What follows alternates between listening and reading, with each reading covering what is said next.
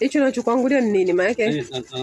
Natoa shombo kama unajua kuna saa nyingine kuku wa kienyeji wanatoa shombo fulani hivi kwa ajili kuna nini. Kwa hiyo nakata shombo. Okay, ni tangawizi hiyo. Tangawizi hiyo. Pishi la maana. Natoa shombo. Kumbe kwa wale wote wasiojua kuku wa kienyeji anatoa tangawizi ili kuondoa lile shombo. Shombo yani ile harufu ya kuku nini. Unakuwa una enjoy, sio unakuwa unafunja pua tena si kitu gani.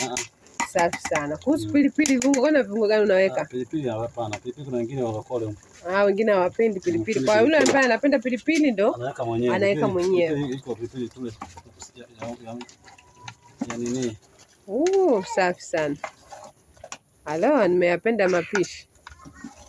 Niko jikoni jamani, niko jikoni na mpishi katupikia kuku hapa wa kienyeji rosti la maana, na tumelielewa hapa.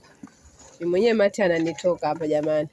Kwa hiyo subscribers wangu huko, mtu anayotaka kupikia kwa hapa Dar es Salaam anapatikana, namba yake nitaiweka hapo.